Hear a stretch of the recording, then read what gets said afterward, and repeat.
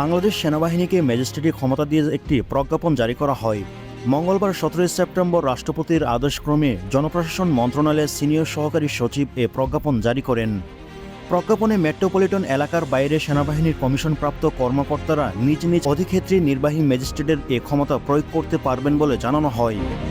ফৌজদারি কার্যবিধি 1898 এর 12-1 ধারা অনুযায়ী সেনাবাহিনীর কমিশনপ্রাপ্ত কর্মকর্তাদের এ ক্ষমতা দেওয়া হয়। এ ধারা অনুযায়ী সরকারকে মেট্রোপলিটনের বাইরে যে কোনো ব্যক্তিকে বিশেষ ম্যাজিস্ট্রেট হিসেবে নিয়োগের ক্ষমতা দেওয়া হয়েছে।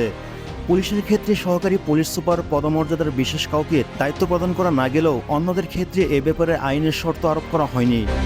প্রজ্ঞাপনে আরও বলা হয়, ফৌজদারি কার্যবিধি 17-1 ধারা অনুযায়ী ক্ষমতাপ্রাপ্ত নির্বাহী ম্যাজিস্ট্রেটরা সেনা কর্মকর্তা সংশ্লিষ্ট জেলা ম্যাজিস্ট্রেট জেলা প্রশাসক তত্ত্বাবধানে কাজ করবেন। গ্রেপ্তার, তল্লাশি ও বেআইনি সমাবেশ ভঙ্গের ক্ষমতা।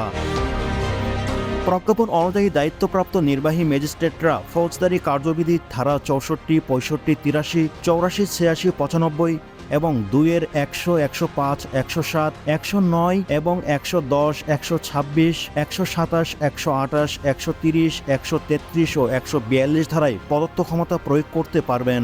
টিম টিআরসি হৃদয়ে ধারণ করে বাংলাদেশ। দ্য রিয়েল কনসালটেশন, স্বচ্ছ ভ্যাট আইনে দক্ষ ন্যায্য ভ্যাট প্রদানে। এসব ধারা পর্যালোচনা করলে দেখা যায়, নির্বাহী ম্যাজিস্ট্রেট হিসেবে দায়িত্বপ্রাপ্ত সেনা কর্মকর্তারা কাউকে আটক বা গ্রেপ্তারের আদেশ, তল্লাশির আদেশ ও বেআইনি সমাবেশ ভঙ্গের আদেশ দিতে পারবেন।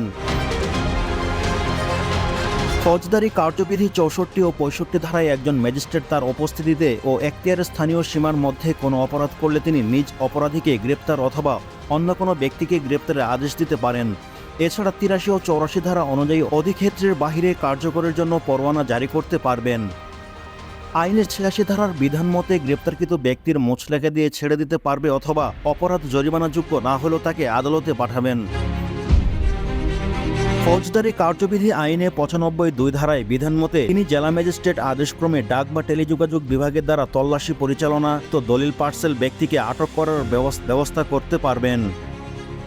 100 ধারার বিধান মতে কোনো ব্যক্তিকে আইনিভাবে আটক করার বিশ্বাসযোগ্য সংবাদ পেলে তল্লাশি পরোয়ানা জারি করতে পারবেন। 105 ধারার বিধান মতে নিজ উপস্থিতিতেও ম্যাজিস্ট্রেট তল্লাশি আদেশ দিতে পারবেন।